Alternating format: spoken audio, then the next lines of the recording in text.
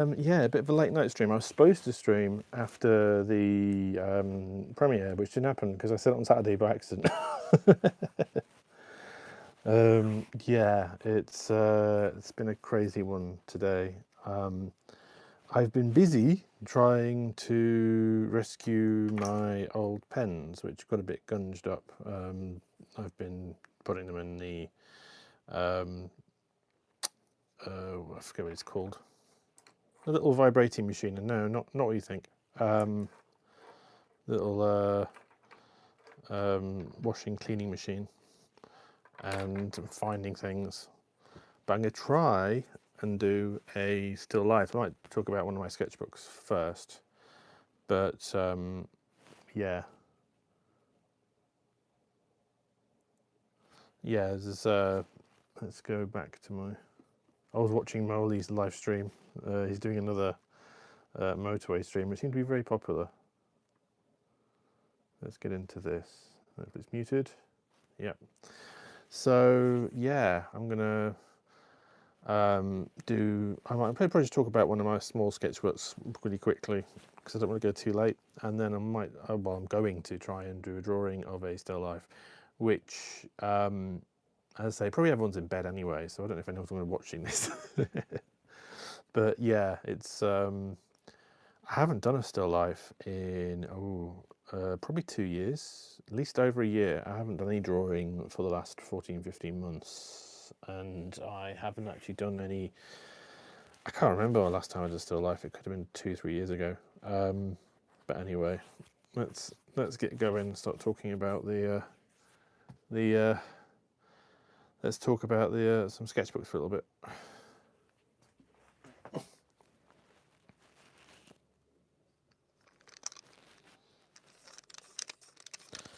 And then you can see what I'm planning to draw.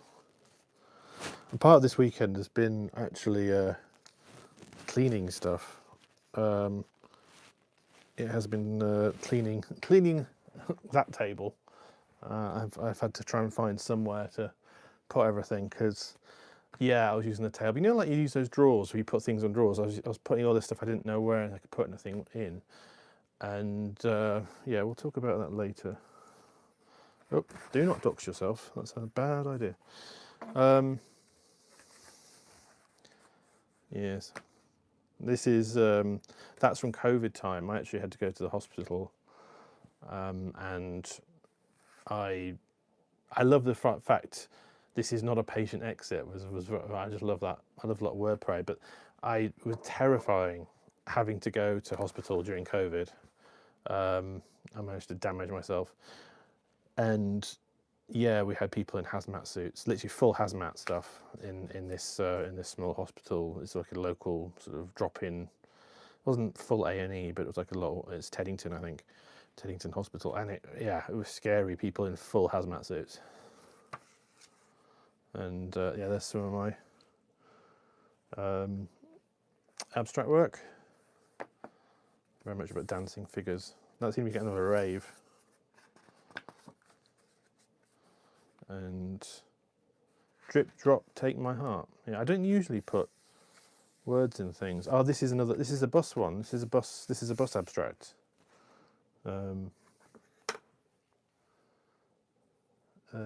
Yes, ish. These are my drawings. These are all my drawings. Oh, are you referring to those? If you're referring to the pots, that's my mother's pot. She made that. That is about 3,000 to 4,000 years old, or maybe 2,000. Actually, it's probably about 2,300 years old. That's one of my partner's pots. He collected ancient Greek pottery. So I have these. It's not very valuable, but it's yeah. It's hard. I can't wash it or clean it or anything because it's so old. And that's one of his bottles. The Lost Art of Giving a Yeah, we try and that's definitely a COVID piece. I try and keep the stream PG, but yeah. I was quite angry during lockdown. That's The window of there's like a dry cleaners near me, and it's like a very ornate building, and I was fascinated. They had like one of those little waving cat sculptures in the window. Yeah. Vic says, "Hi Tim, safer watching you than Moley reading text while driving in the rain at night." Yeah, I do worry about him with that. I do worry. Yeah, this is the ice house in Home Park, which is very neat. This is using graphitint, sort of ink. These are ink. And the fun thing about these is these are all fountain pens, which is why they gunged up, because I hadn't used them for years. Some of them are still needing some TLC, I think. And my old vintage pens, which are these are, oh, that's 1930s. I have pens that were over 100 years old. And unfortunately, the little things inside, the little rubber inside has corroded, so I need to fix a couple of them.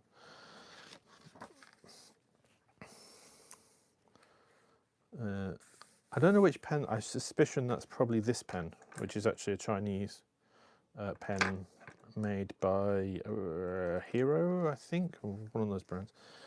But yeah, this is on the river. Yeah, and this was done all in one sitting.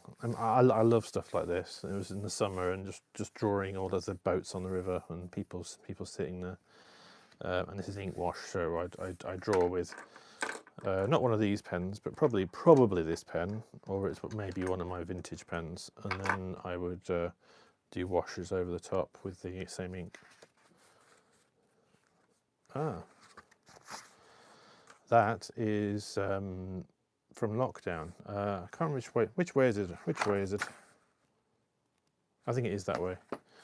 But yeah, that they had these little things on the floors of the buses which says, please take care and leave space between people.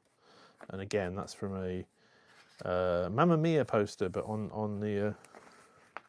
I better do it that way around. Just realised it's like, yeah, you're showing yourself to the side. Oh no, yeah, we're all right. Yeah, that's I used to do a lot of train drawings, and again, that's from a bus. I did a lot of bus work, drawing on buses. It's a skill. It's a skill to draw in a bus. So how is everyone tonight? No, clouds, more abstract work. That's probably just abstract. I don't think that's a bus abstract.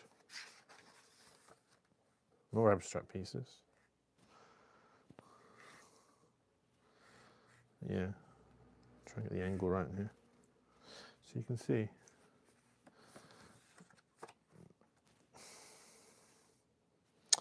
And that's near me. That's a cafe on the river, and the St. Raphael's Church, which is a Catholic church, very ornate. I've done drawings and paintings of that. Oh, and here's on the river. There's the Oxford Tower, and this is the City of London, and it's the Space Heater, I think they call it. That's is that Shard? That's, I forget the name of that one. It's, you can go in that one, I think. And that one is like a space heater type of fridge thing. That's probably the Shard, yeah. And I think this is Blackfriars Bridge, I think. Because that's the Oxford Tower, I think it's Blackfriars. And yeah, I love this one. This is a bus abstract, but someone falling asleep on the bus. So, yeah. Watercolour. I didn't usually do watercolour in these because the paper's quite thick on these Artway pads, but it's it doesn't take a lot of water. Another bus piece.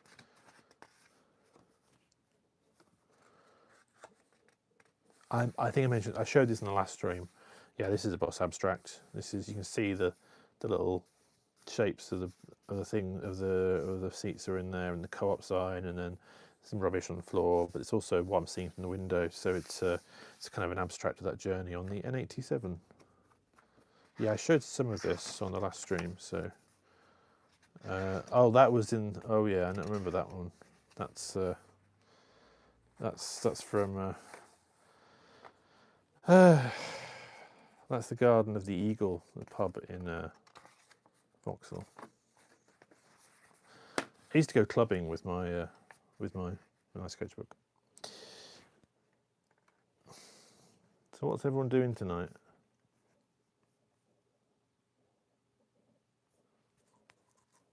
Not sure if is anyone watching? 5 watching. Oh, hello. Hello, everyone. Yeah, this is, I love these. There's these very ornate, what they're called. Well, originally it would be gas lamps, but they're electric lights, and they have these sort of fish serpent twisting around them. This is again Vauxhall. I did this, I think, before.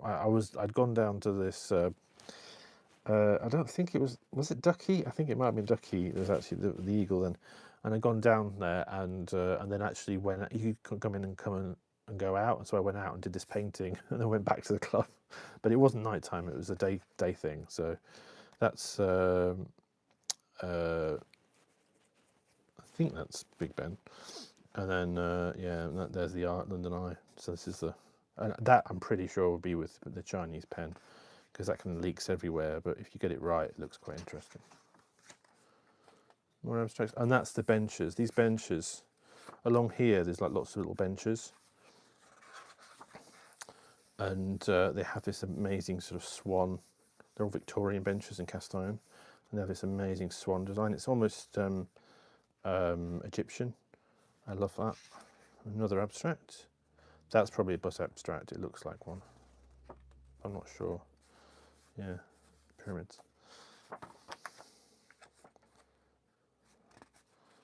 What's that? I'm not sure. That looks like Hampstead. Hampton Court.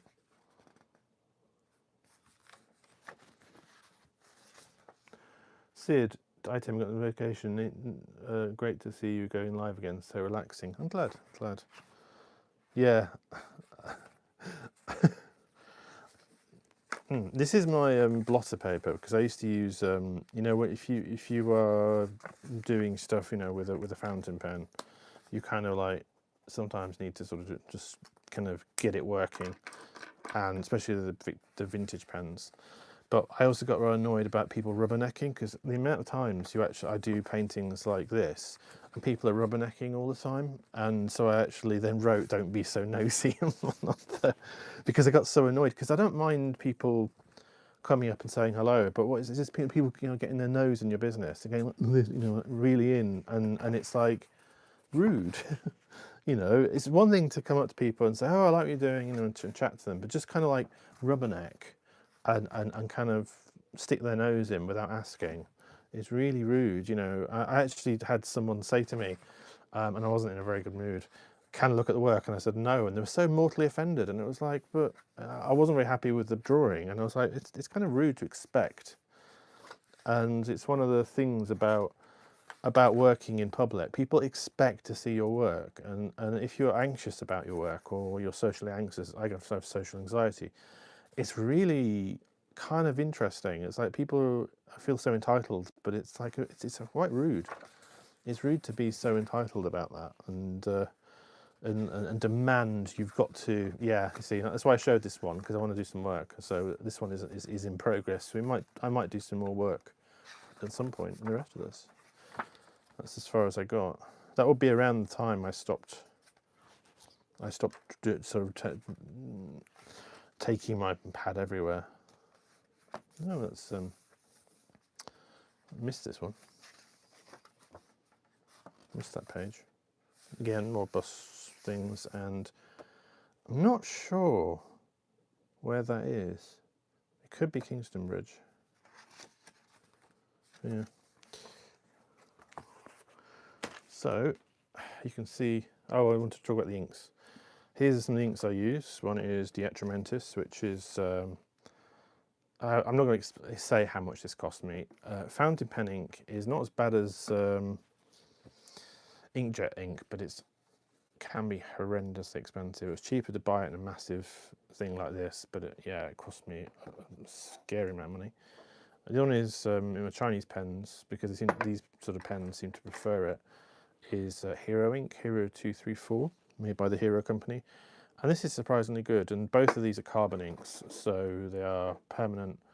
This takes an age to dry though, which is why I tend not to use it in outdoors. and yeah, I used to use something called Rohrer and Klingner Sketch Ink, which is also very good.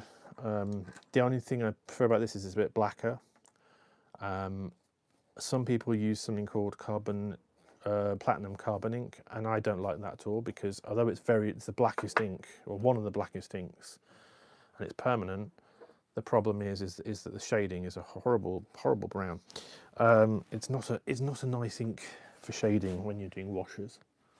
And these are, I probably won't do any ink brush stuff, but these are Chinese inks. I can't remember if I've definitely used that one. I'm not sure if I've used this one. But it looks like I might have. But yeah, these are usually, Chinese inks are made like of soot, basically. And, or, you know, carbon. But they're very different. They work very differently to fountain pen inks. You can't use these in fountain pens either. So, let's see if we can start doing a drawing. This is going to be interesting. Especially as the pens, I've had to work to get them working. And I seem to remember, unfortunately, that one's all right. One of them is the Preppy UO5 is not working that well. Annoyingly, I need to get a new one. The Preppy pens by Platinum, but they're cheap pens. They work really well. And one of these pens, this one, the Chinese one, this had been not touched for over a year, and I thought it still worked. So amazingly, and some of these technical pens I've got, again, they were still, technical pens are really bad for gunging up, which are the Rotring pens. And I thought, oh, they're toast. No, one of them was actually working. I was like, wow. I've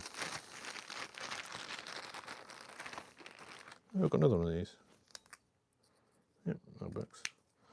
And these are V5 pens, and the Pilot pens, but they're the cartridge version. And what I've done is I've filled them with ink, my own ink. They're filled full of permanent ink, the Diatramantis ink I showed you. Works fine in these as well. And it's the same with these. The whole body of this pen is filled with ink. I don't use cartridges. I fill the whole thing in, because it's like, otherwise you spend your life, sort of refilling things. So what pen shall we use? Actually I can't, yeah. Not showing you, let's have a look.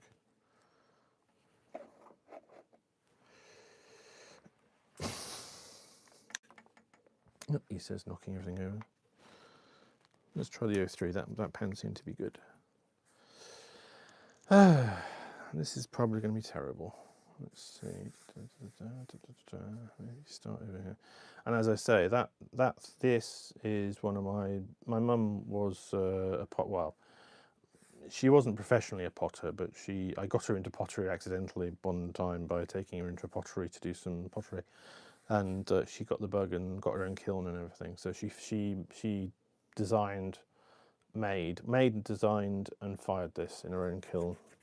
So it's my mum's work. You know, it's angled is nice. But yeah, I say that is about 3,000 years old. My partner collected. I mean, I've actually got a pot which is worth about. Well, I won't say. I won't say just in case someone works out where I live. But yeah, I've got a pot that's worth silly money. And I don't want it here, but it's in the bathroom, but on the toilet. He had a tendency to spend this silly money on things, and it was just like, you know, he had money, I didn't, and yeah, I don't know what to do with it. It's a bit broken. I need to get it properly fixed and sell it, but you know, it's all right where it is. It's just, and that is a Kylix, which is one of the big bowls, and I've done drawings of it, but as I say, I wouldn't bring it out because I need to somehow clean it, but I can't. A bit like that one, I just sort of gave it, I just dusted, well, it's probably still a bit grubby. I just dusted it. It was just not you can't get water and you know, in a bowl like this, you can't really get water and just clean it, because it will clean the pigment off, because that pigment has been on there for thousands of years. And I say this isn't valuable. This pot is not valuable. I don't think it's a repro. I think it is actually, maybe don't have a sticker on it. I don't think it's a repro. I think this is actually a proper pot. He did have repros as well, but I don't think this is a repro. I think this is actually a proper one. It might not be. It might be a repro. Because he occasionally had repros as well. But the Kylix is original. I've seen the receipt. And I'm like, why? Why did you get that?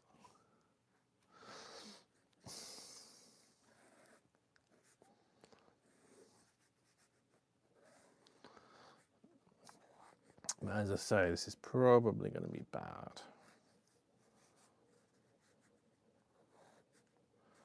Because I've not drawn anything for a long time. And as I say, I'm probably fine that the I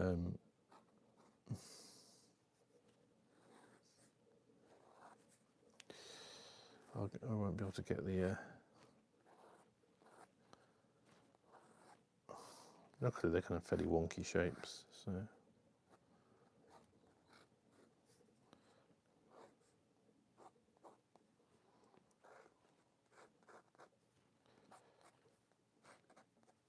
he's mad drawing one of my mother's pots. I mean, she was good. I mean, she was really into it. I mean, she had like the biggest kiln you could actually run off a domestic supply. It was this beast of a thing, and I used it for one of my pots actually. Yeah, that's not so great.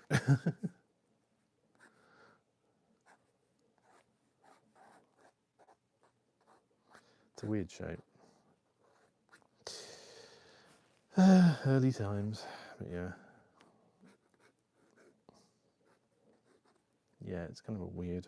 I put it at a weird angle. I shouldn't have done that.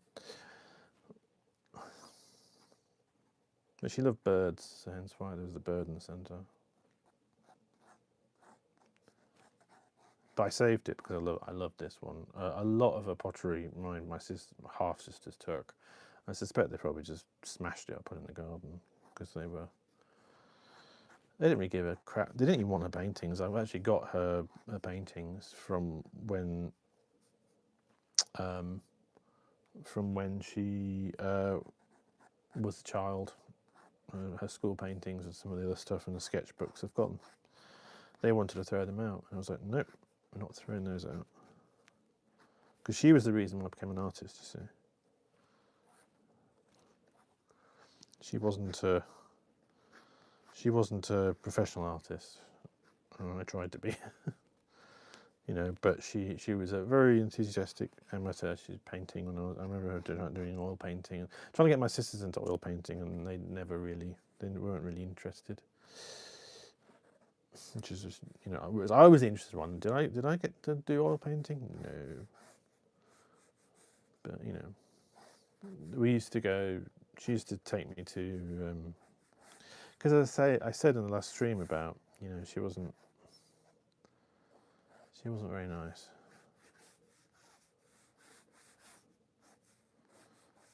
She sort of squirreled the money away and spent it on my half sisters, and not so much me. But they thought I was a favourite, which is funny. But a few nice things she did is she took me. She always wanted to have someone to travel with her, and she took me to the Dodecanese Islands, the Greek islands, and it was very, I actually went and did sketches, and so I've got sketches from the age of about 17, and I'm still doing my A levels from Paros and Mykonos and that sort of area, and yeah, it was sort of beautiful place to be, and I want to go back. I think this is like it's hard to see that pattern because it's so faded, but I think it's sort of like that. And there's another pattern there. And then there's another, sort of like a connecting point. It smells like a snake. I don't know if it's supposed to be a snake.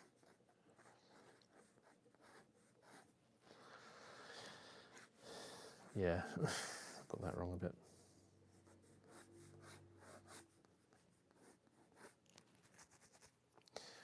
And then and this bottle, I love this bottle. Of course, yeah. I was sort of going for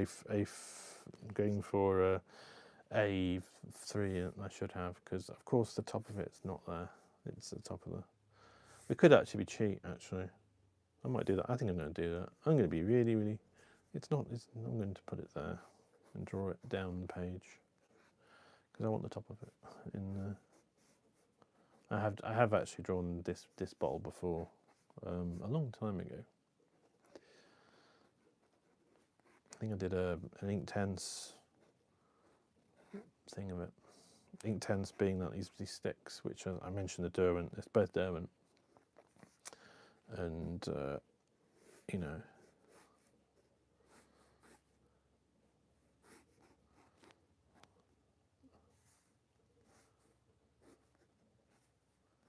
I'm hoping it's like riding a bike.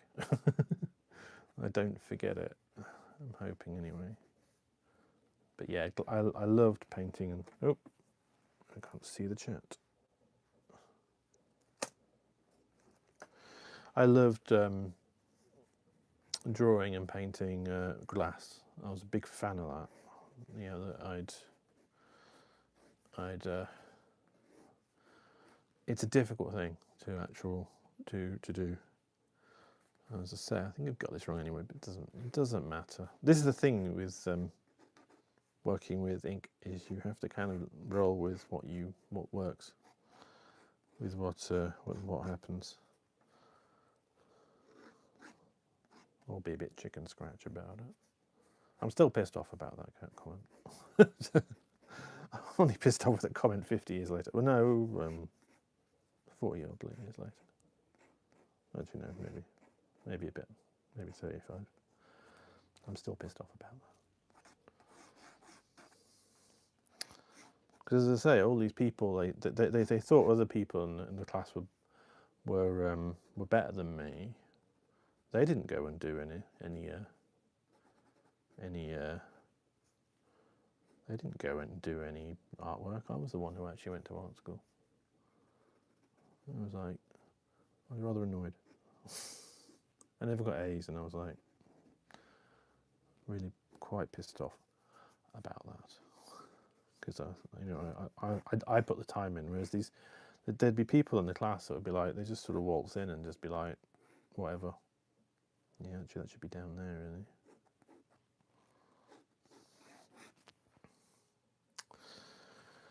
really.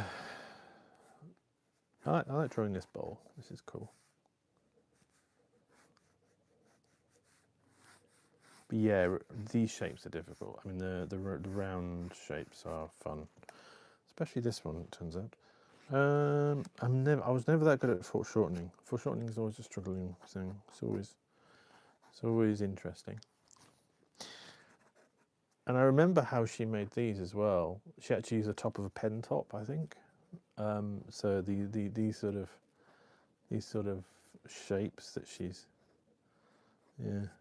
it's like, I think it was the top of a pen or something, and she dipped it in the glaze and sort of dropped it in there.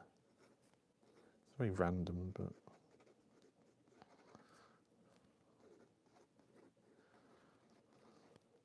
yeah, no, she was quite good. She wasn't a bad artist, actually. Shame she wasn't a better mother. Yes. Good artist, terrible mother.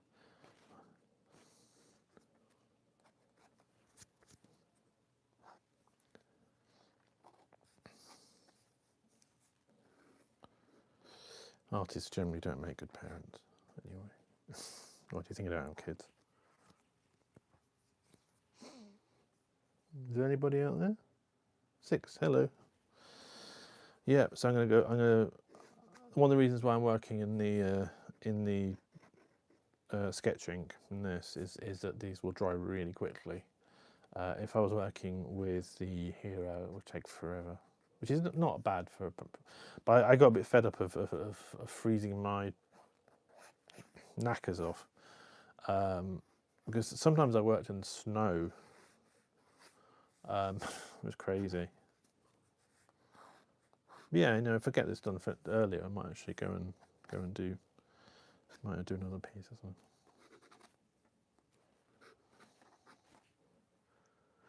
something. Sid, don't worry, I'm still pissed off over a low grade I got in art back in elementary school. Yeah, I'm just kind of annoyed that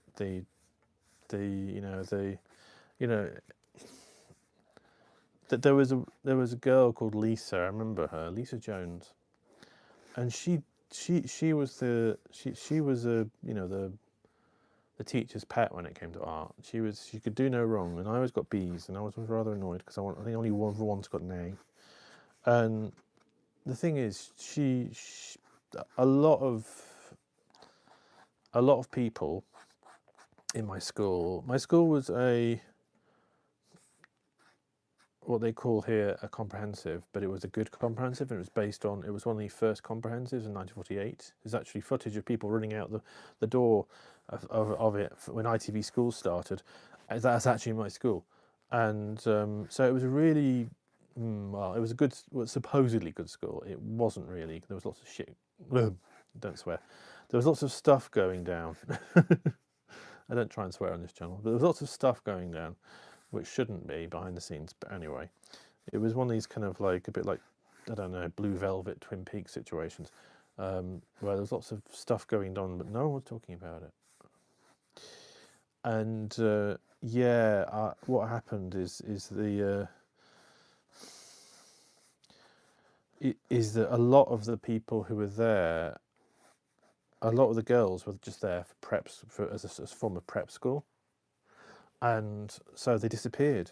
So all these sort of quite rich parents would drop off their precious in a Volvo, but then half the school were people who were like me on free school meals. So it was a real mixture of students, and I think she went off and worked as an international financier or something. It's like that they'd go and work in Daddy's bank or something.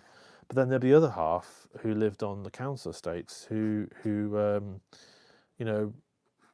stayed and didn't go anywhere and married each other. So it was weird. Half of my school left and were never to be seen again, and are in places like Georgia. And I don't mean Georgia, America. I mean Georgia, near Russia. Australia, they just went. Not just to London. They just went, and I totally understand that, because if you went to my school, you'd know why. It was kind of like, and you grew up where I grew up. It was like, you just leave. You just don't want to stay. But so it's kind of worse when someone's actually better than you at something, and then they don't do anything with it. It's like, if you go on to be like a sort of, like a internationally known artist, I'd be like, all right then. Fair enough.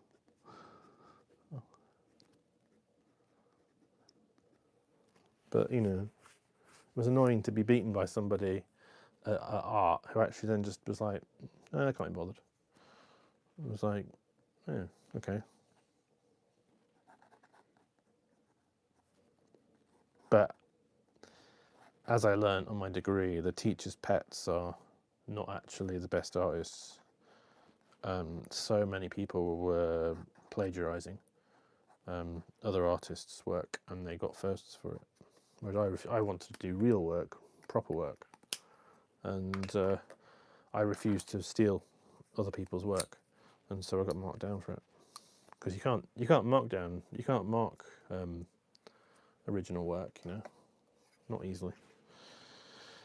I haven't used this for ages. This is my watercolor palette, my main watercolor palette. I've got several watercolor palettes, many of them actually, but this was kind of like my main one for homework, and then I had the travel palette for hiking. It's interesting that is, I wouldn't get it now. I bought it pre-Ukraine war, but White Russian. I only one of the few White Russian paints I have, and it was covered in white stuff, and I don't know. I hope it wasn't mold, but it was like, nice. So let's get some. This is yellow ochre. Though we're going to need to tone it down a bit because obviously it's too bright. So that might be good. For here actually. You see, it's you see, it's this is the wonder of having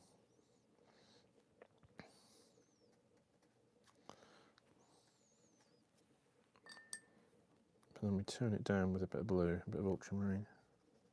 Right. I'm not going to be that accurate, to be honest.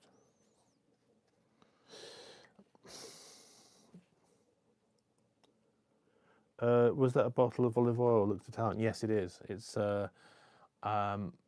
it says Vieux Moulin, and it says something olive oil. So it seems to be weirdly French olive oil. But yeah, it's an olive oil. It's an old olive oil thing. And I didn't keep everything when John died, but this is one of the things I kept because I like this olive oil bottle. It's featured in some of my artworks. You know, if it features in my artwork, I like it. But yeah, maybe for this it might be better. Yeah, there we are. A bit of raw ochre and a bit of blue. Some people mix religiously on the palette like this, and it's what I should do. I think that's raw ochre. Yeah, it is. That's burnt sienna, yellow ochre, and there's raw ochre. Raw ochre has better granulation, and it's for this sort of rougher texture. It's a better fit. Yeah.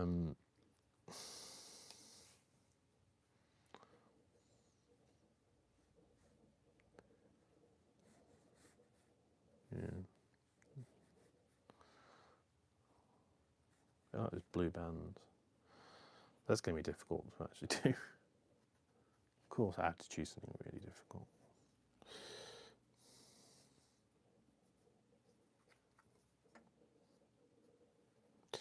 That's what we use this sponge for. Right, so that's more of a burnt sienna, the cork. So what you're doing, I mean, you kind of, what you're supposed to do, and I'm not going to do it, but that much, is you're supposed to kind of like almost like match up while you're doing it. So, you know, that's the kind of the right colour.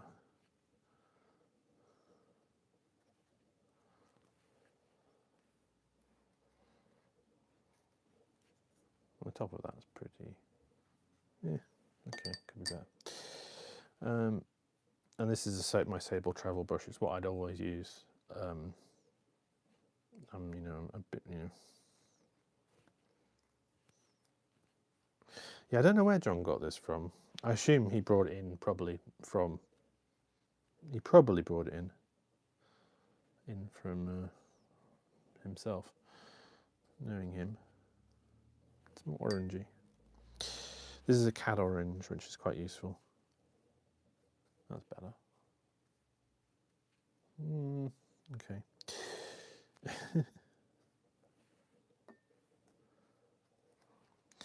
And yeah, as a rule, you should always try and work on the typical.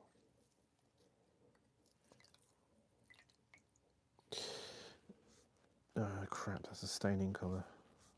That white Russian is a staining colour as well. I do wonder what's in it. It's what's it called? Thingy green.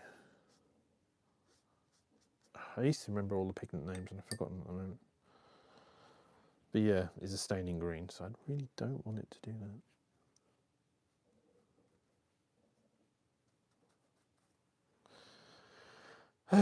Anyway, and so what you're doing is you're working from light to dark, so you're kind of, often you would put shadows in and then you'd be like going, and then you go back in again and then go, and then so on. So you're constantly kind of darkening things. But the way you get a black is there are many, many ways to make a black. I make blacks by mixing, you never use black, basically. You can do, but it looks like crap. Right. But there are different factions. Some people do use black in in their work.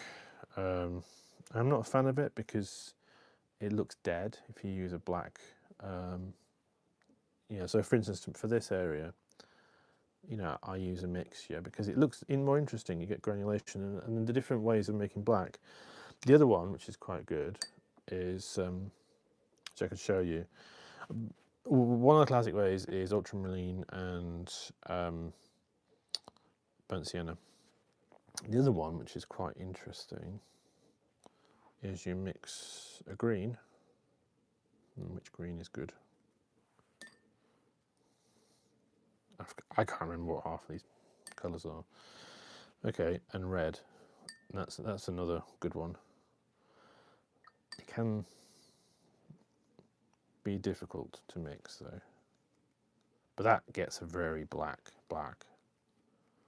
So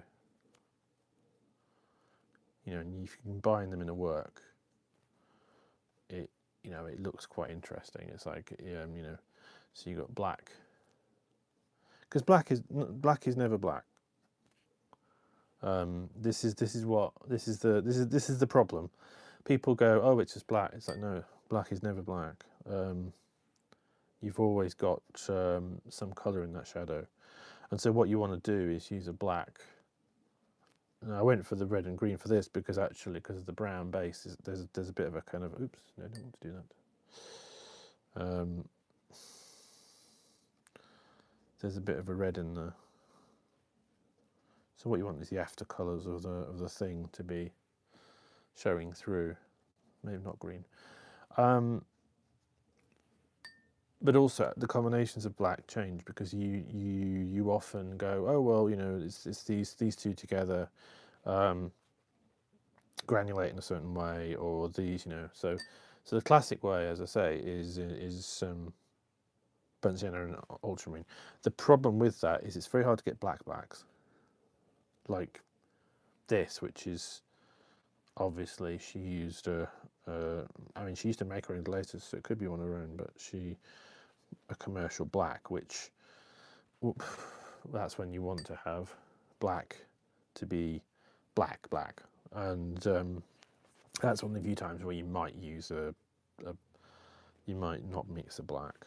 Some people do tertiary blacks, not tertiary blacks, do blacks from 3 colours. But yeah, I might use a bit of it in there. Yeah, just to. I'm not sure if it's going to mix well. One of the downsides of this is that green is a staining colour, so you have to be careful.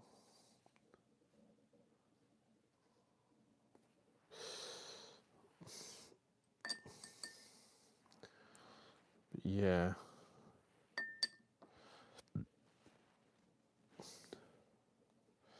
I can't remember how to do tertiary mixing anymore. But I do remember if we mix this in here, we should get a nice, almost pink. Yes, that's better. Almost pink texture. That is a. I can't remember. It's one of my favourite colours though. It's yeah.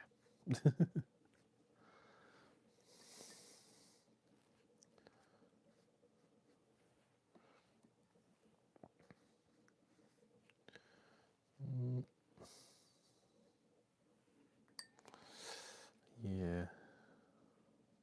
Maybe glazing some carbon orange. So carbon orange, what I'm talking about.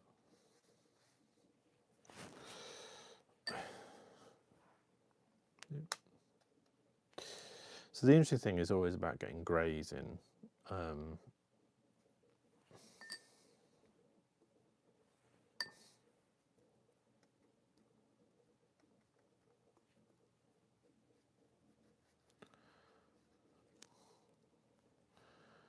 Oop, I don't want purple.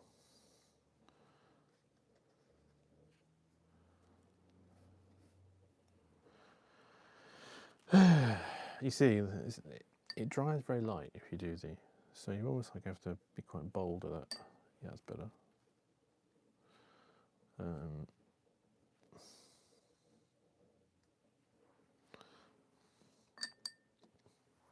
Yeah, strictly I shouldn't have done the black stuff because you kind of work from light to dark. So you work from, you know, a sort of a yeah.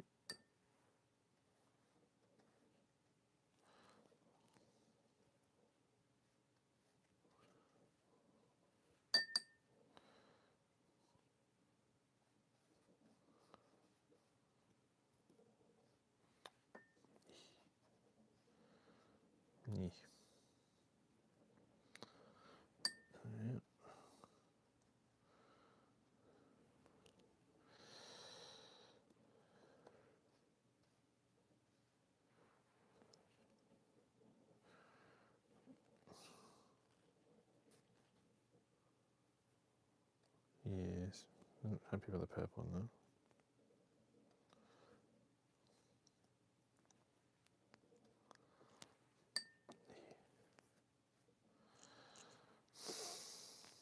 Anyway, and she's used I think probably an iron glaze in here. So luckily I have a sort of a iron-based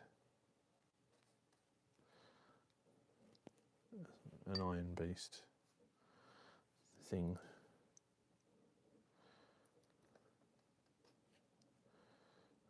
Maybe add in a bit of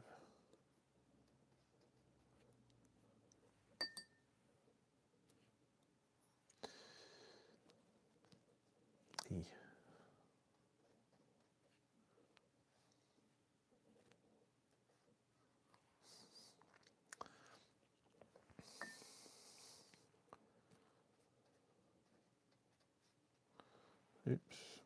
Yep, that's why you should kind of maybe wait for it to dry. So yeah.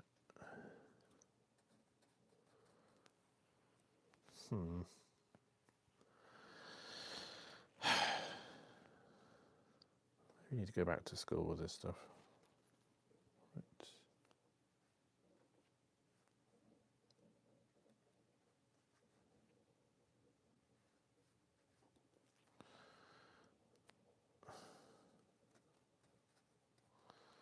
Very brown.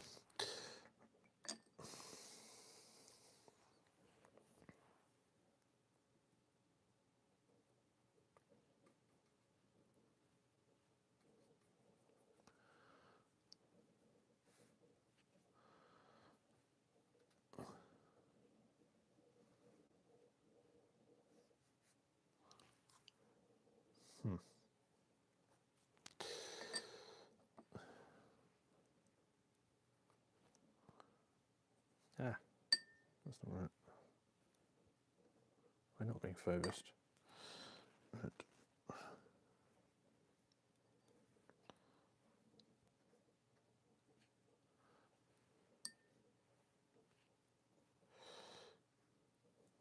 Okay.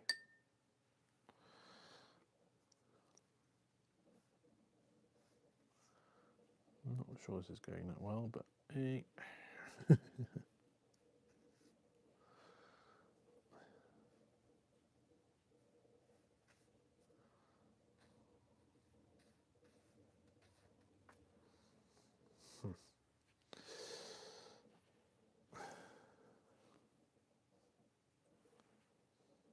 Maybe not that yellow. Wants to be.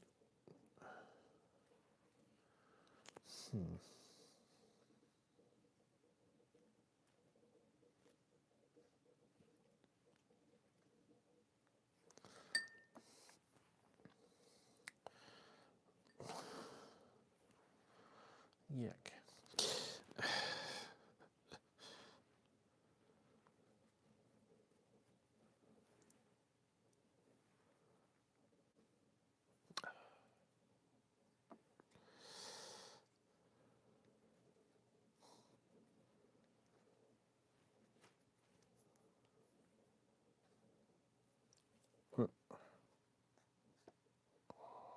That's one way to do it. Yeah, my water control is not as good as it used to be. Right.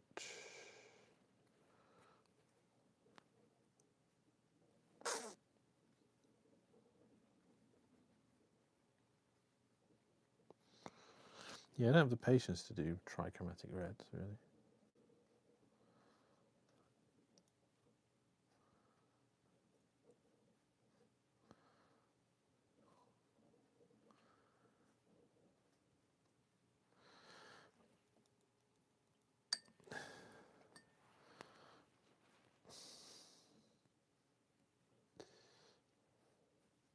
Yeah, not happy about the greenishness. Right.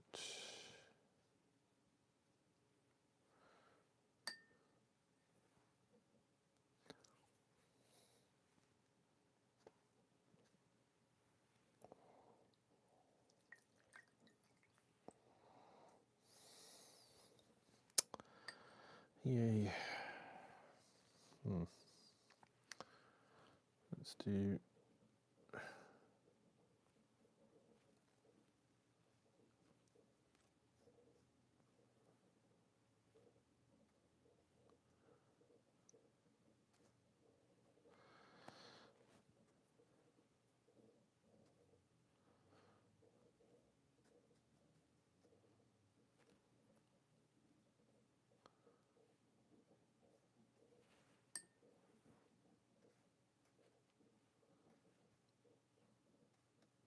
I love drawing and painting glass. This is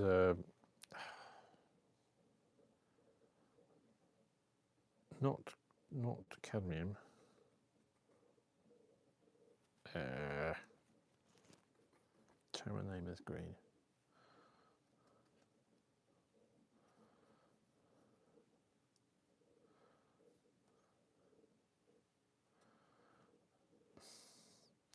Basically, cadmiums are reds and yellows, and there's the green one. Green, it could actually be a cad green, but I think it's the other, like cobalt. It's a cobalt. This is a cobalt. Your phone has got cobalt in it, and so has this paint. Hopefully it's not, no, it's not conflict cobalt.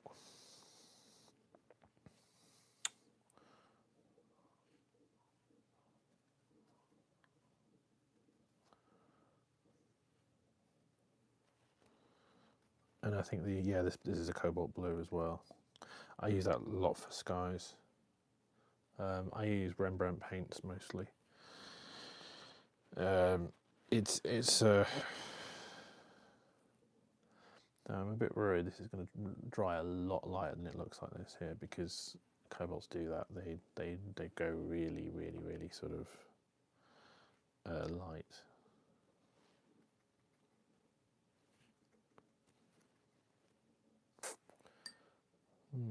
Not sure.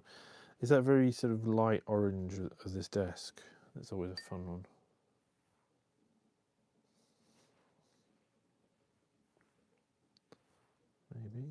Maybe. No, I hate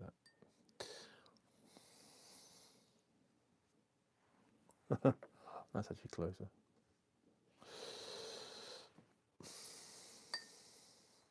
But I like working with cobalts. Cobalts are cool.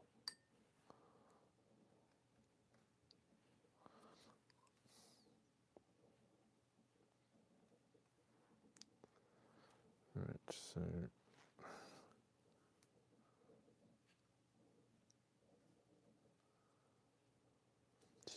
more cobalty.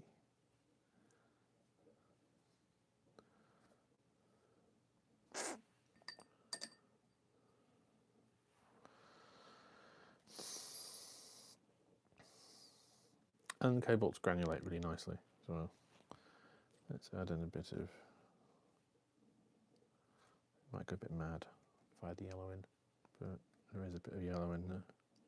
It's more of orange yellow, but I know if I add green, if I add orange and green together, because it's tertiary mixing, it would get very pastel. Because that's a classic tertiary mixing. Green and orange will create a pastel colour. And as I said before, that's almost like purple. I've said before, you know, you've got the, yeah, we've got this sort of almost purple in there as well. We've also got a hint of yellow as well. And I use, maybe not much.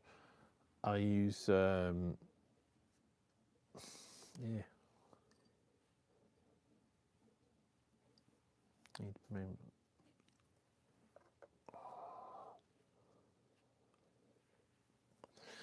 The watercolor paints that I use, the ones you've seen in the, see that how much that's light, that's dried lighter.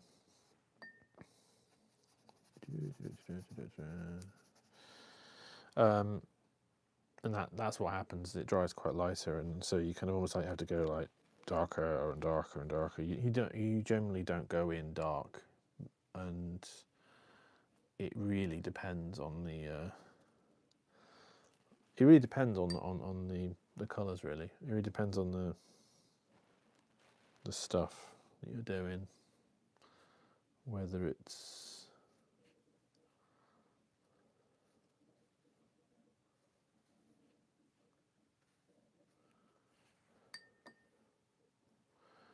Maybe, of course, it's too much.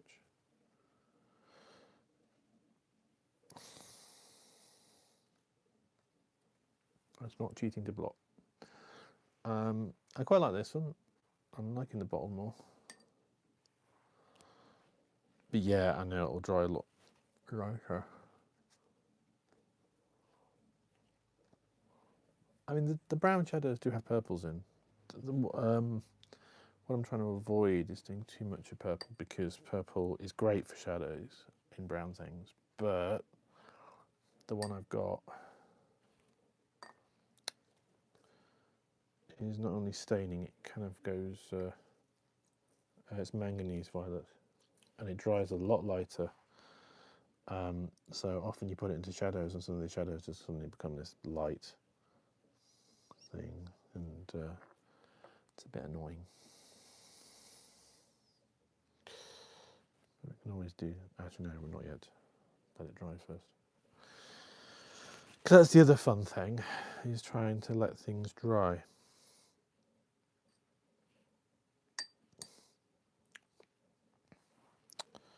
And we can actually add in a bit of washes of cad orange to sort of bring up, not that much, to bring up some of this sort of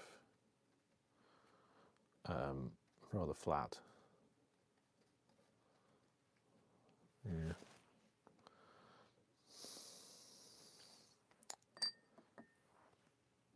Thing that's going on here. I wonder if I can get away with adding more blue in, so that makes more of a bluey black. So it provides a little bit more contrast. A little bit.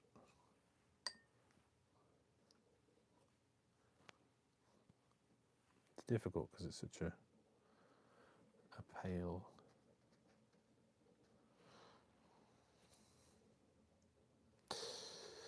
Yeah, that worked well. Adding the cad in.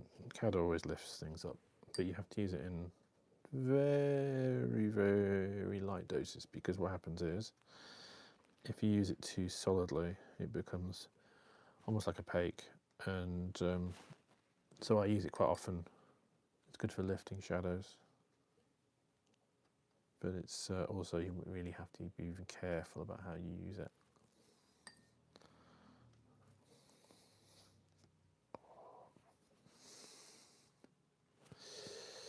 Yes. I mean, what I can do is if I'm not happy with it, is I can actually go and lift in the.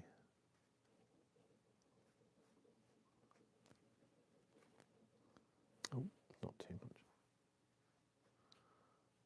A little bit, just for the little patination. This is like a.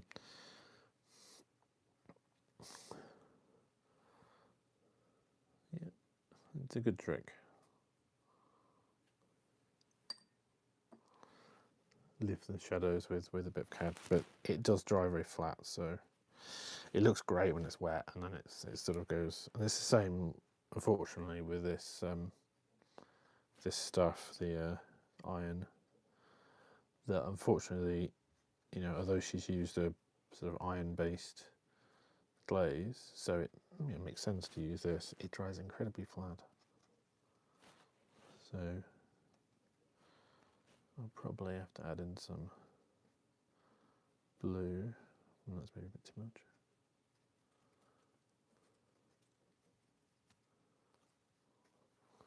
So bring it up again.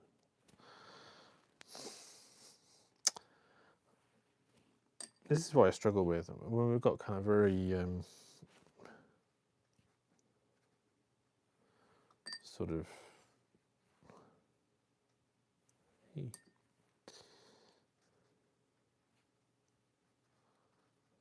you've got all these different ochres. It makes it difficult. I might chuck in some purples actually into this, but that might backfire.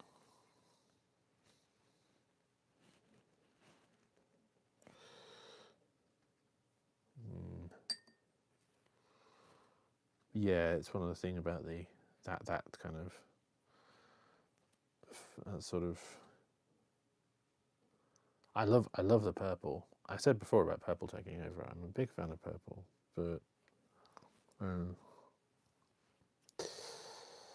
yeah. As usual, the bottle is better.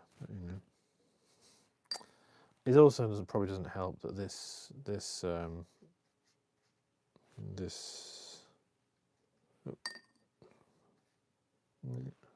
maybe more of that, more cobalt. It's probably not helping that we've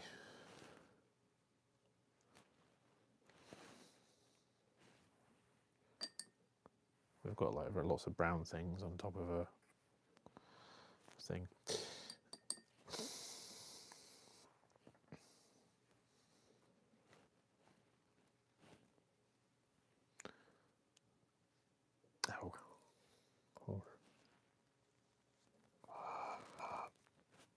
I'm also working the wrong way around as well. Really.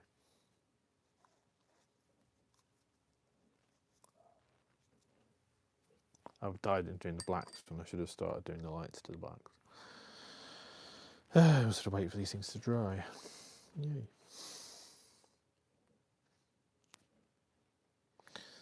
But yeah, I seem to remember if you combine the purple and this sort of iron brown, I can't remember what it's made from. I remember what it's made from. I just can't remember what the thing is. What they call it. But it's made from iron. Iron's one of the oldest pigments. People in cave, the earth that people use red earth and iron oxide in stuff that was kind of found in sort of in caves. It's okay. I'm probably need to get some more water actually.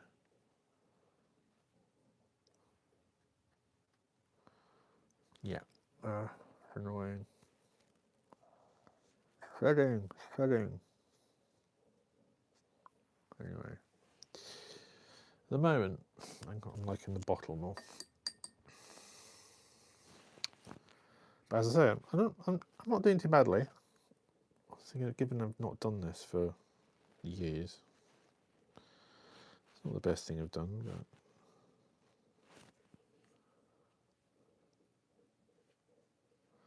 And as I say, this is a. I'm not happy about that.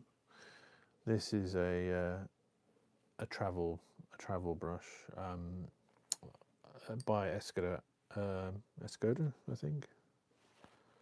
Escoda are really good. They make really good sable brushes, and I got it in a sale. But they are stupid money quite often. But I I got it when it was reduced on some point.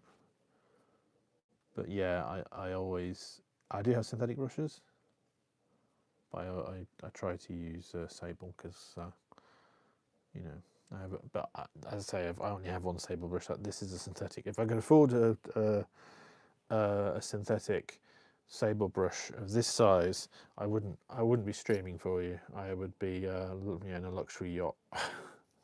I'd be relaxing my luxury yacht in the middle of the Pacific Ocean. Because yeah, a sable brush of that size would cost you 100 quid. Probably now, probably more now.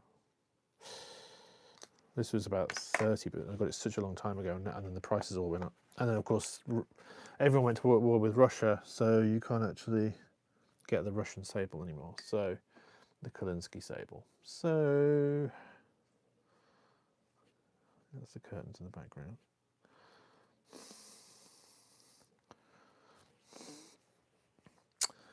This is where geopolitics gets into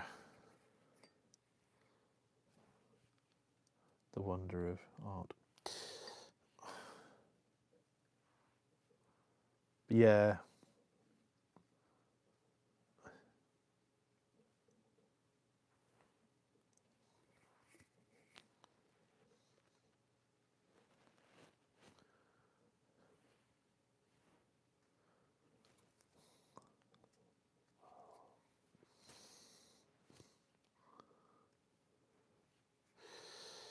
Yeah, I'm happy about that.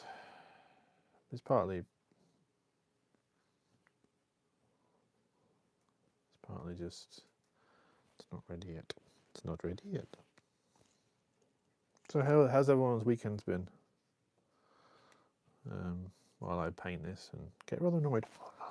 Friggin'. I'm gonna need more life. I'm gonna need.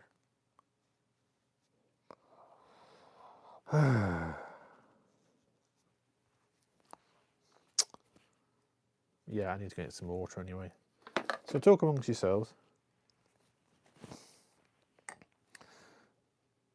3 people still watching this. Wow. 67 minutes ago.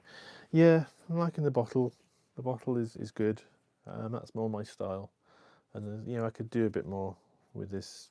Trying to get the definition up on the kind of thing. And yeah, this needs maybe a bit of work. Not happy with that. There's also trying to get those darker shades you get through the bottle. Yeah, not really happy with the definition on this. I could work on maybe bringing in some raw ochre in these bits. It's hard to get that sort of orangey, I assume it's the clay, orangey clay colour in here. Yeah, this is a bit of a mess. Yeah. You want to take one of. Oh dear. I need to do the bits on the whiter bits, but they're not going to stay white anymore because they're being attacked by spread, which is, as I say, it's one of the reasons why you work on the light and go to the black, which is what I didn't do. But yeah, I will go and get some more water because, yeah, this, look at that, look at that, look at that, as Marty would say. Horrible colour. That's the green. It just can get so. As I say, what you usually do is you work with the yellows first because your water will get that sort of colour as you go along, and the lighter colours, and then work to black because you then have to frequently change your water. Yeah, it's not the best thing I've ever done. It's not bad. Not bad for the first watercolour, and about last watercolour I did was July. And you get an audio of me going to the kitchen. Well, hey. Hopefully the microphone doesn't fail. Welcome to my audio kitchen.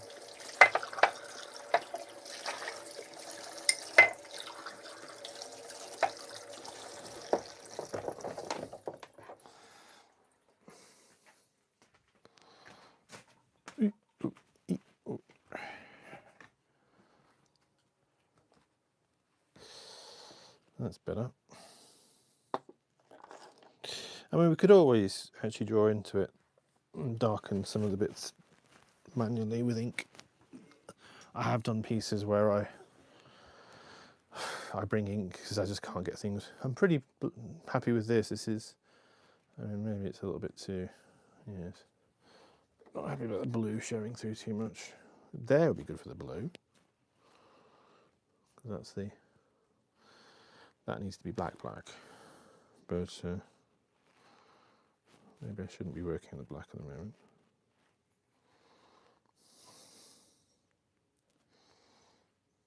It's going to make the water black again. But yeah, mixing. There's a reason why people make their own black mixtures, you know. It gets a bit complicated. Ooh. Don't like that.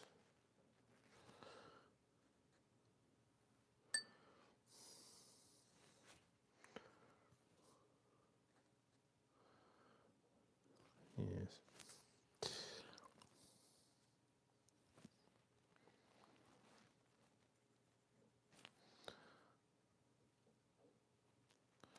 I must say, when I've done stuff in kind of like the greeny red black, it's actually very hard to control. When you get it right, it looks brilliant, but it's very, very hard to do.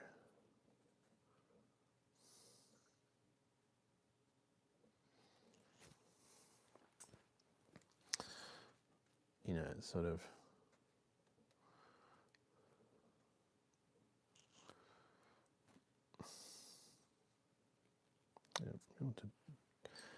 and that's the other thing is highlights. Protecting the highlights. In front.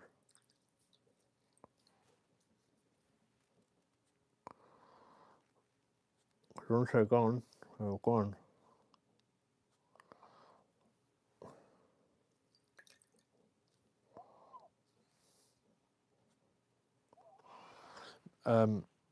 Because the way watercolor works, it's very much a thing where you're revealing the darkness of the paper. So you are you don't want to lose those highlights, and so it's kind of a weird kind of game of just going, well, you know, okay, you know, we're going to slowly darken things down as we need to get some kind of definition, but not too much, because if you go too far, then you've lost your stuff. You've lost your kind of and it's all about water control as well. So, which I'm currently not very good at. I used to be. I used to be better. I used to be an artist, you know.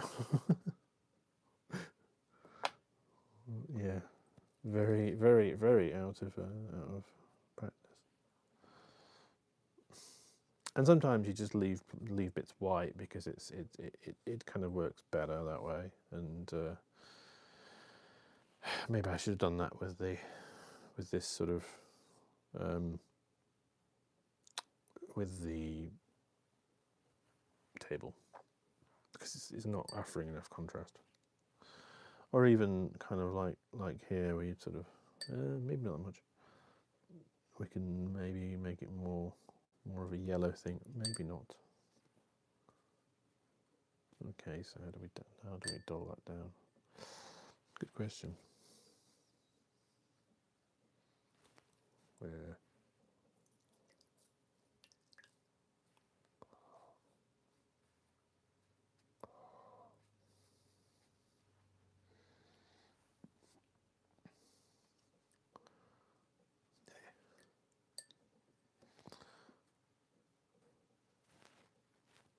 It's raining out.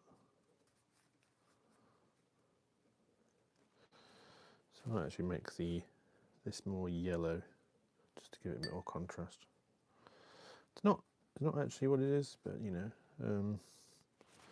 you want to have some, and this is the thing is that sometimes you sometimes you make stuff up.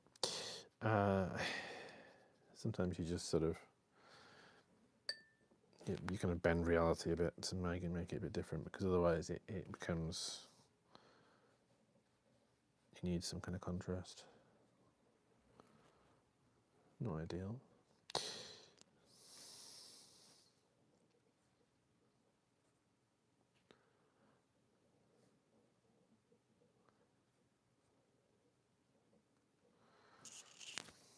It's better than it's yeah, it's a thing. But yeah, that's partly because of this I might mix in. So I'm going to mix in some yellow ochre into here.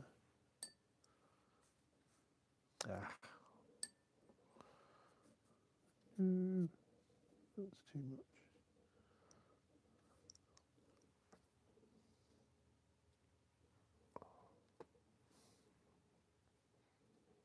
Exactly.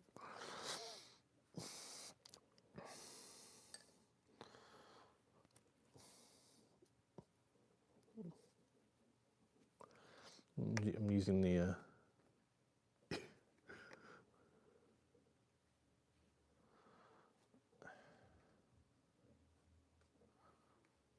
yeah.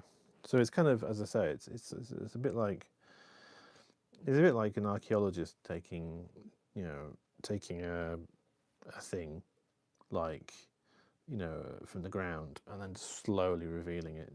That's very much what it's like. It's like you're slowly revealing the image by working on it. And it's so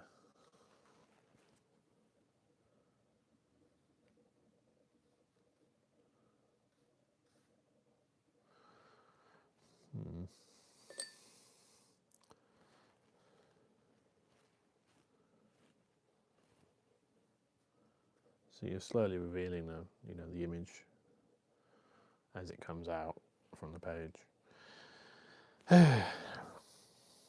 Valve.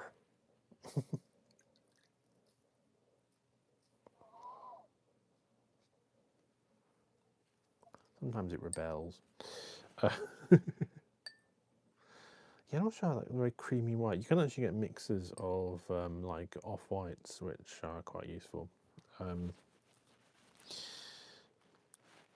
I would usually do this through the. I think it's also another cobalt. Yeah. Needs to be a bit more yellow, but the problem is that's going to be too yellow. Isn't it? Yeah. Ah! I'm screwing up these whites.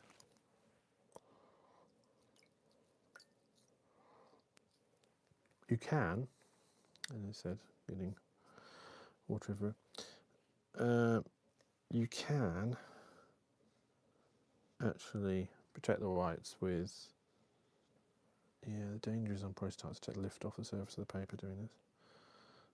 You can protect the whites with a sort of Arabic gum type stuff. I've done it in the past. The danger with that is it doesn't come off, which we've done. We have done. Not the best thing in the world. I'm going to make this more orange. It is quite orange. I want that sort of cadmium glow. But then again, as I say, be very careful with that.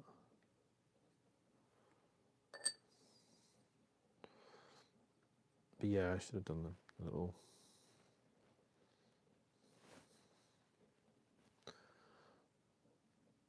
Yeah.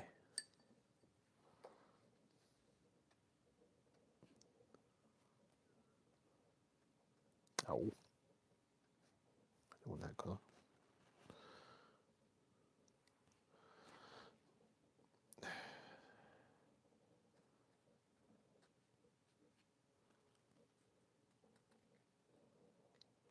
Nothing is completely white.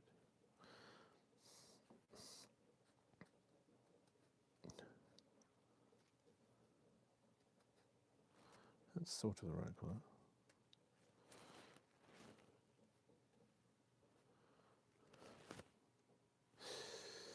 So yeah, and as you can see from here, the this has really started to become a lot lighter. Oop, that might be right.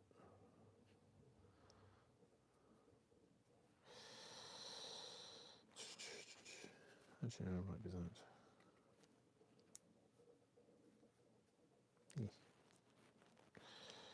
Yeah, because also raw ochre is very green based, so it's actually quite a good way of doing darks and greens. It's one of the reasons why I have raw ochre and sort of those things.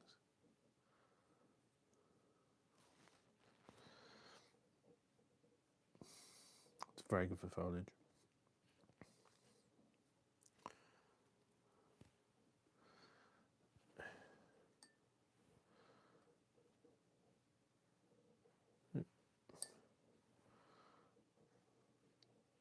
Yes.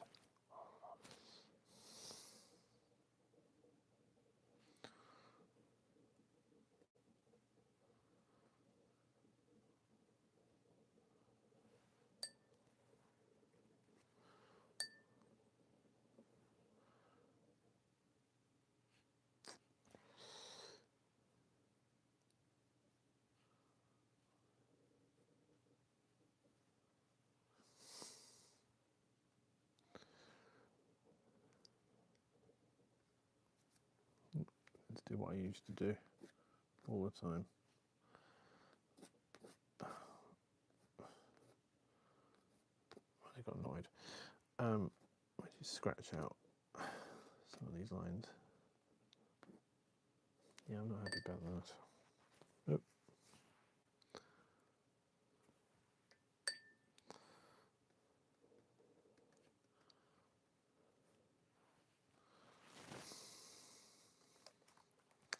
Come on.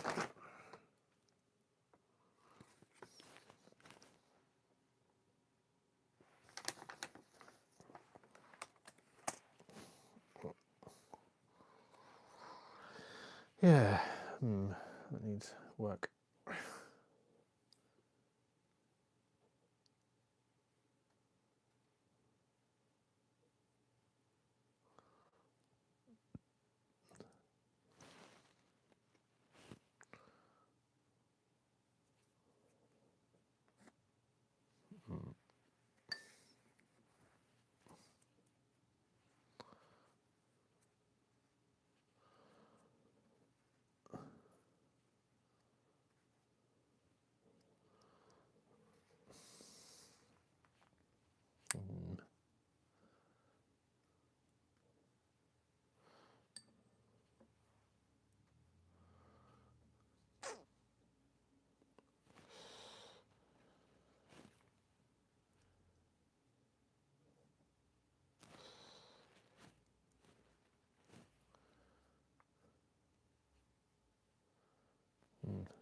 Too bright green. Why not?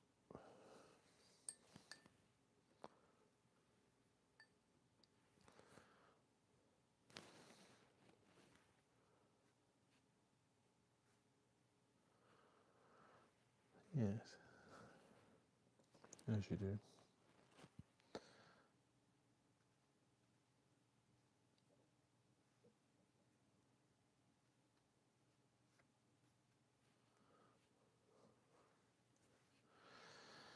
I used to be better at this. Right. I used to be a lot better at this. A long, long time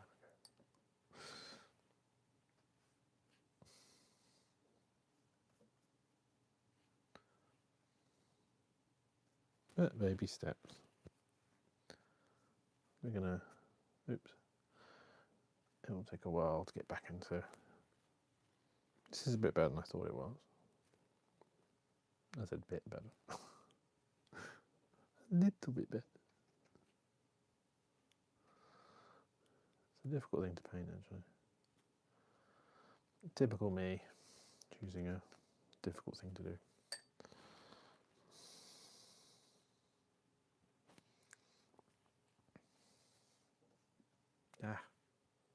I don't totally hate it.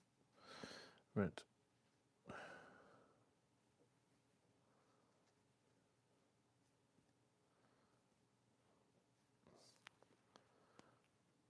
But yeah. Dry.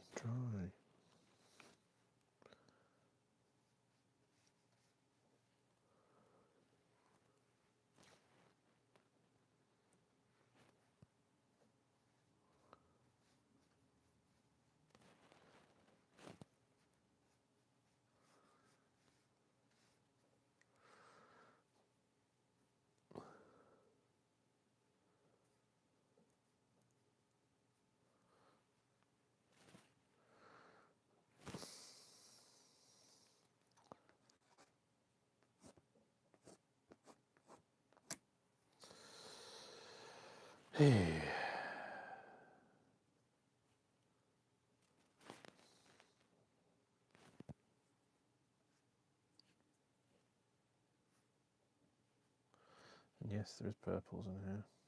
Look, it's an orange. It's an orange bowl, so there are purples in the shadows. As I say, one of the fun things is that you can use it though. The fact that the shadows fade, that actually can be useful.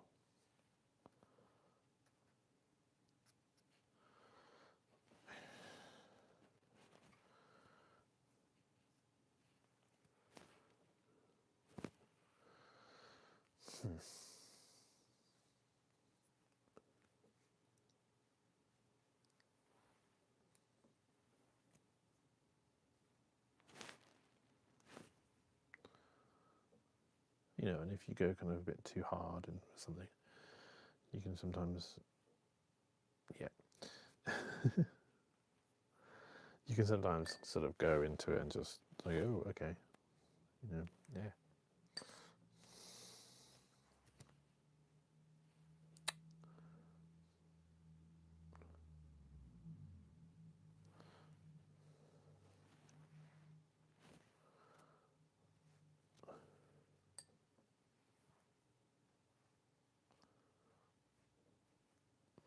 That's the orange kind of shining through.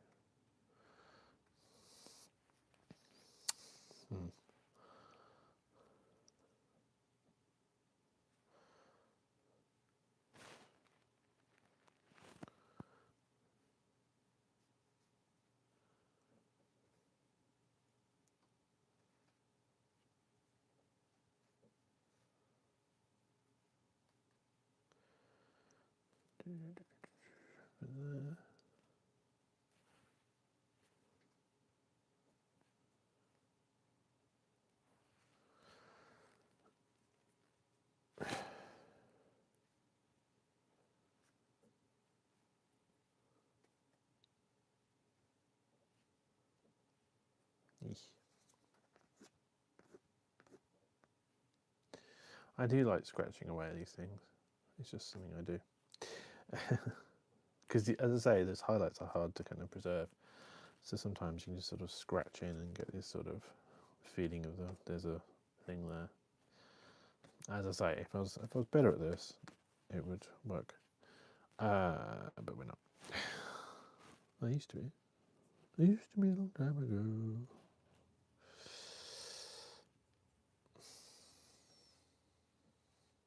That's better. I'm happier with that.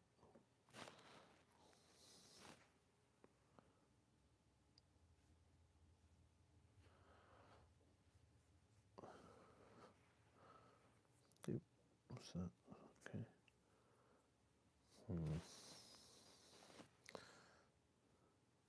That's better. I need a little bit of purple.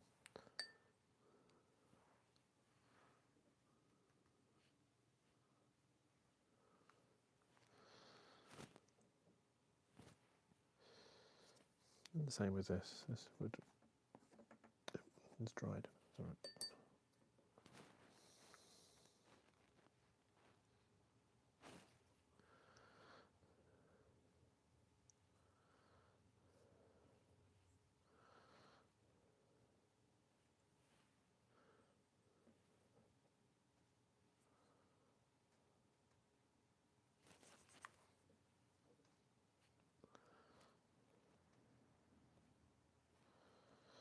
I really could go at this all night. I'm not planning to.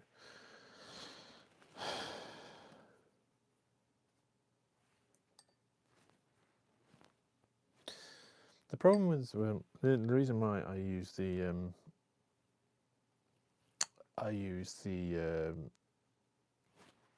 orange is that I find yellow ochre is a bit maybe not that much. I find yellow ochre is going to be a bit dead, and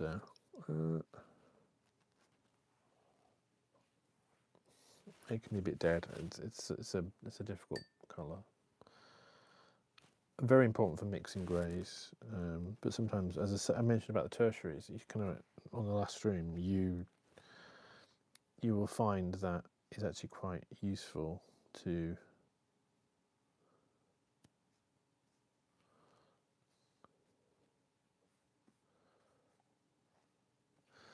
and of course for every light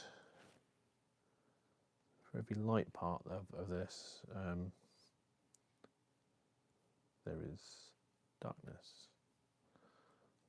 So when you've got a light area, the areas around it are dark. So you can do that.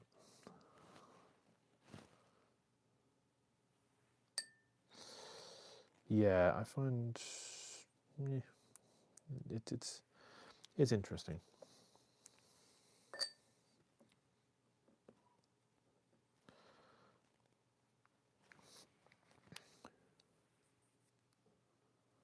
Try and lift some of that off because those are quite white. It's gone a bit flat. As I say, cadmiums are really interesting. They're sort of lovely, but you have to do them so sparingly. And I'm using a bit too thick there, I think. Like a wash of cadmium is lovely.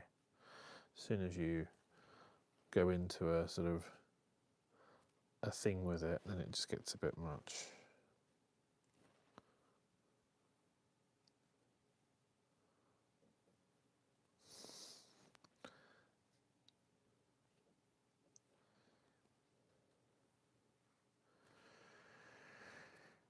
Anyway, I used to be an artist.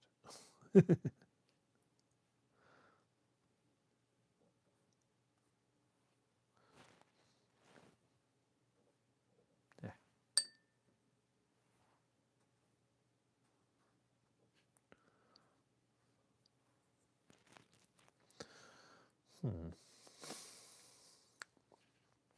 Also, part of my problem is I'm so hypercritical, but you need to be if you want to get any good at anything. You actually do need to be really super critical of your work. People used to tell me off for doing that, and I'd be like, "But how do you get better? You don't get better by going, oh, I'm brilliant."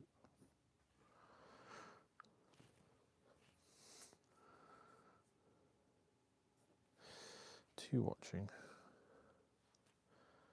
I was wondering whether to call it a day. I don't know. It's a day, my dad used to say. I know, dad jokes.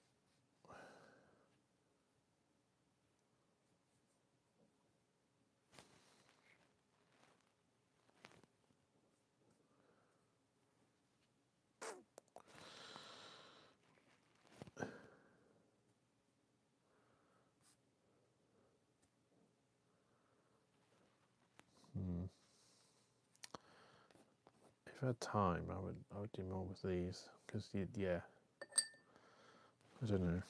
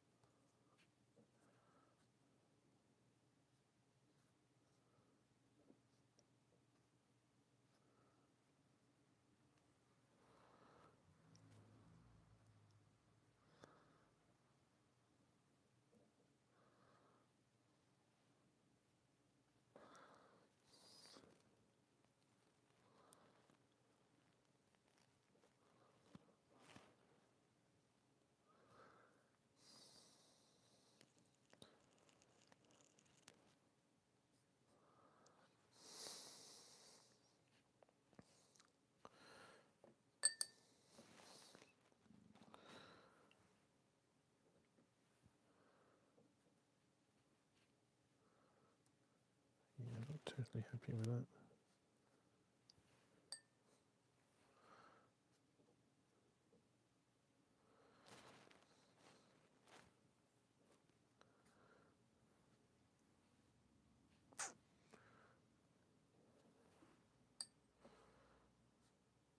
Eh.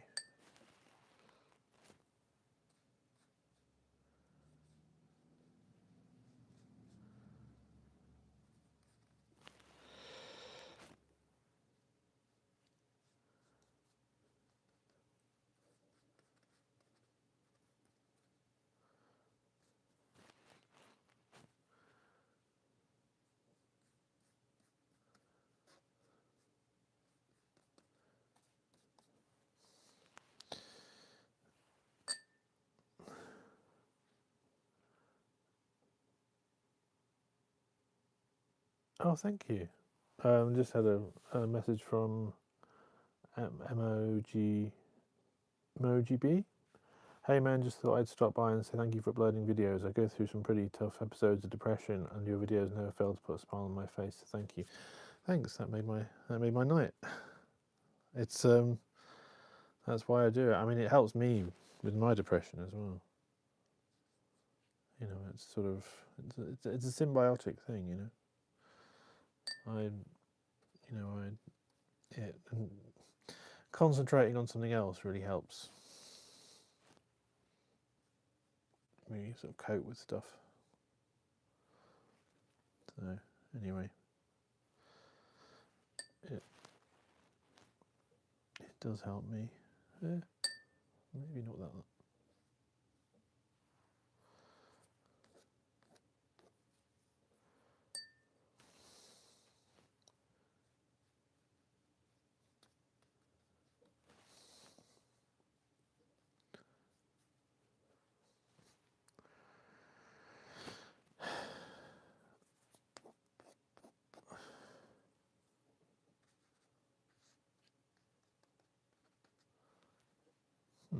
I'm happy with the bottle, pretty much.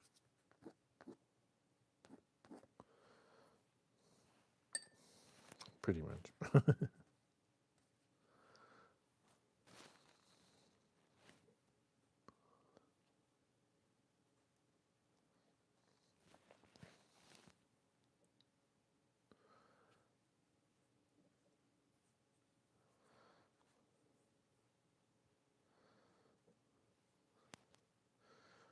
Yeah, it's probably going to be as good, you know, as finished as it's ever going to be, probably.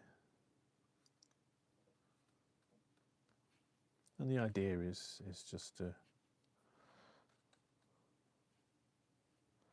get me back into it.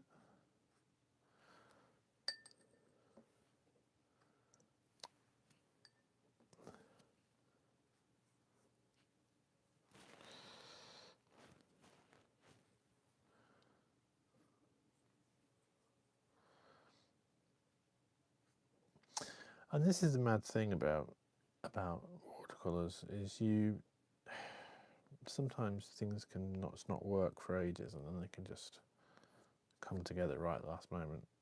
That's what I hope, anyway.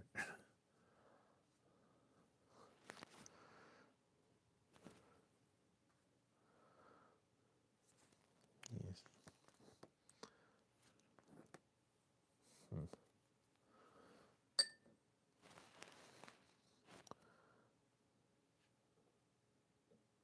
Oop, need to do that.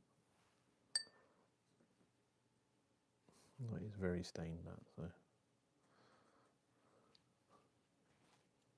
not bad. As I say, I've done better. But as I also say, it takes time. Yeah. Yeah, too much. Anyway.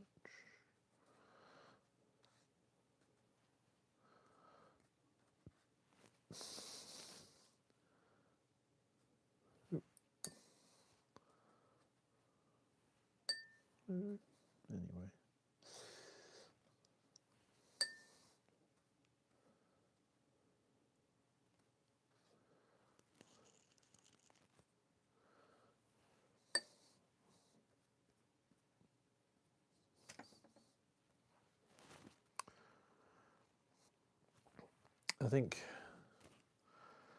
yep, sorry about that. I think that's a wrap. That's as far as it's going to go. Not bad. It's not bad. I'll show you. I'll show you what I was looking at. That's what I was looking at.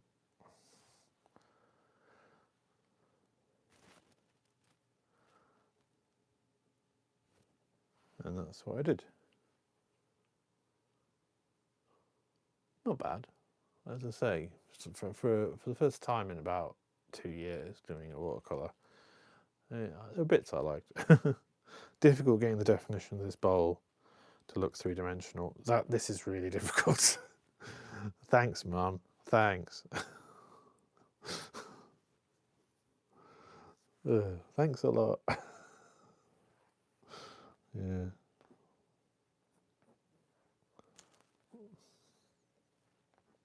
It's a weird shape anyway.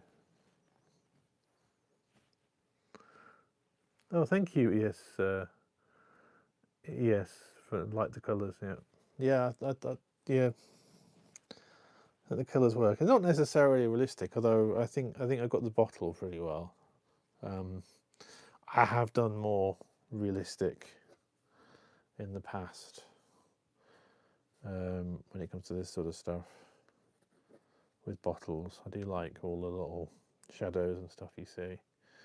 No, it should be a bit more like that. Again, bottles are difficult with highlights. You've got all those millions of little highlights, and you know, it is. You could spend, you know, days doing a watercolor over a bottle because you've got all those little tiny specular highlights.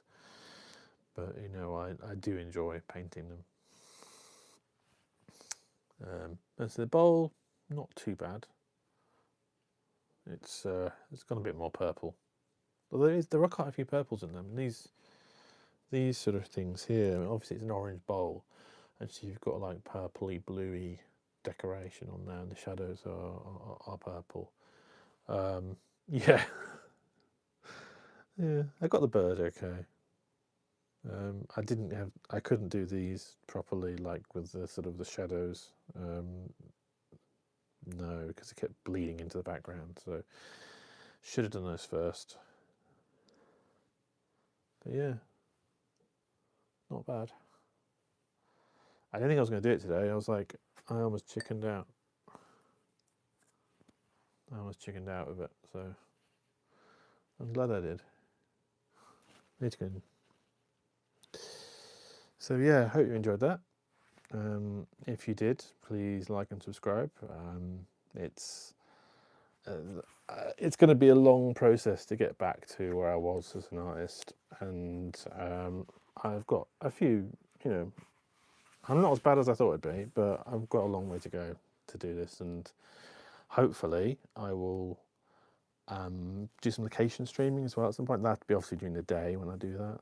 I work mostly at night, but you know, if I'm in a day mode and I'm down by the river, I'll try and do something down there, probably an ink painting if I do that to begin with, an ink and drawing painting, because yeah, adding colour into that is a bit more complicated. No, not really, but it's more of a time thing. But yeah, I do like my colour. I'm a big fan of colour. And yeah, it's not too bad. We'll see how it dries. This is one of the fun things about watercolour, is that it can be quite depressing, especially if you use cheap watercolours. When you actually do it, you go, oh, you know, it looks amazing, and then it looks amazing when wet, and then it just sort of dulls down, and you go, oh. So it's one of the reasons why I'm quite definite with my colours. I kind of over stress colour sometimes, or make things darker than I think they're going to be, because that's what you have to do. You have to kind of mentally go, is it you have to almost like think ahead to what will dry down to, which is a bit mad, and almost make it more bolder than it is in real life, because I'm sorry, I'm knocking the microphone. You have to make it bolder than it is in real life, Otherwise, it gets very, very, yeah, you look at the back of it and go, oh dear. I mean, there is a point of that, doing that very gentle, soft thing. That can work as well. But yeah, I like being more bold, especially, as I say, when it fades out. But I do recommend Rembrandt and not Daler, only Winsor and Newton are what I use mostly. Rembrandt and Winsor and Newton seem to be pretty good about not shifting too much and drying. And as I say, a little bit of others. The Cobalts, yeah, the Rembrandt. I have experimented with others. Sennelier is pretty good.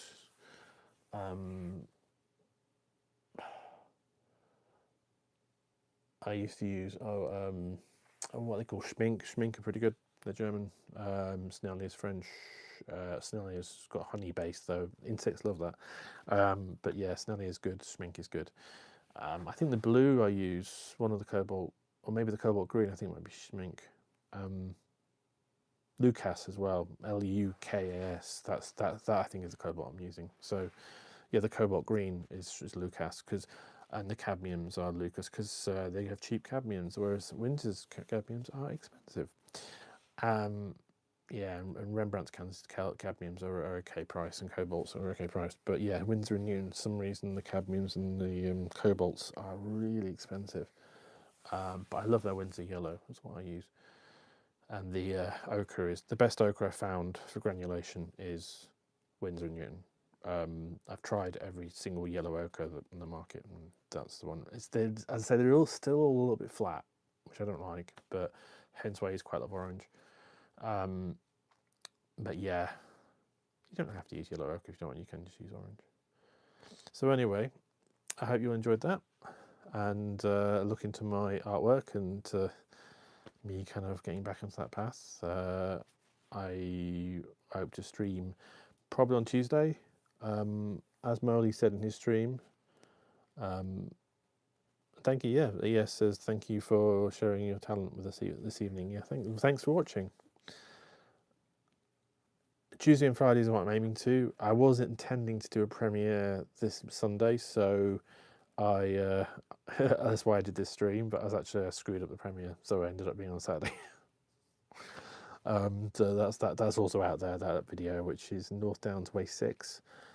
If you're interested in my hiking work, if not, subscribe, because I'll do more live streams like this, definitely. I say the next one probably Tuesday. Tuesday and Fridays I'm planning to do at least do 2 a week, and then Sundays if I feel like it, basically. Anyway, I will look after yourselves, and I'll speak to you soon. Have a good night.